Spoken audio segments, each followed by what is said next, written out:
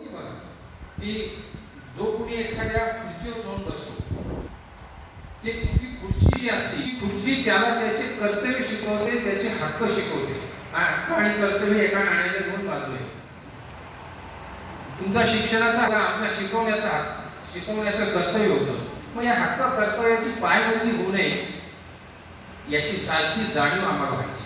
आणि आम्हाला बापू सरांचा जेवढा धाक नव्हता तेवढा धाक आमच्या मॅनेजमेंटचा होता. काय नाही, मॅनेजमेंट कसं आडायला होतं तसं पाहिलं तर 5वी 6वी 7वी शिकलेलं मॅनेजमेंट होतं, पण त्यांचं नैतिक दडपण इतकं होतं की बापू सर बोलले तर चालतील, पण मॅनेजमेंटच्या लोकांनी कोणी आपल्याला नाव ठेवू नये की तुम्ही आमच्या मुलाचं नुकसान केलं, तुम्ही आमच्या मुलाचं भलं करू शकत नाही, तुम्ही त्या मुलाचा अभ्यास करू शकत नाही, घेऊ शकत नाही.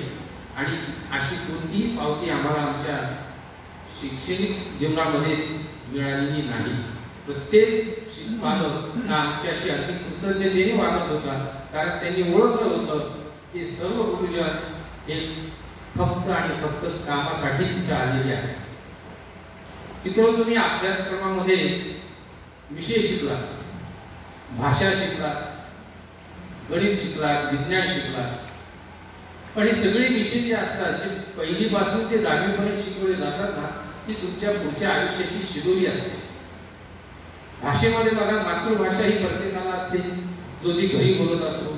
हिंदी ही आपल्या देशाची भाषा आहे, इंग्रजी ही जगाची भाषा आहे. आणि मग जसं जसं तुमचा स्तर उंचावेल तसं तसं ही तुम्हाला भाषेची गरज भासेल. तुमचं इंग्रजी पक्क असेल तर तुम्ही जगात पुढे जाऊ शकता. हिंदी जर चांगलं असेल तर तुम्ही भारतामध्ये कुठेही जरी गेलात तुम्ही तुमचं व्यवस्थित तुमचं विचार मांडू शकता. आणि मातृभाषेने आपल्या गावामध्ये आपल्याला कामं करतो. म्हणून ही भाषा तुमच्या अभ्यासक्रमामध्ये ठेवलेली. गणित हे तुम्हाला समस्या सोडवायचं. गणितामध्ये सारखं डोकं खाजवावं लागतं. डोकं खाजवणं म्हणजे काय? समस्येचं निराकरण करणं. ही गणित हा तुम्हाला गुंतवणूक देतो की आयुष्यामध्ये तुम्हाला समस्या येतील, समस्या कशा सोडवायच्या, क्लिष्टता काय असते, मार्ग काय असतो, ते तुम्हाला गणित शिकवतो.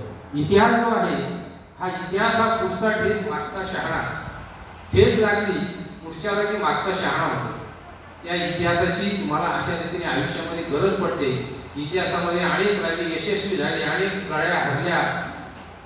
हा जो इतिहास आहे तुमच्या भावी आयुष्याला तो एक मार्गदर्शक ठरतो.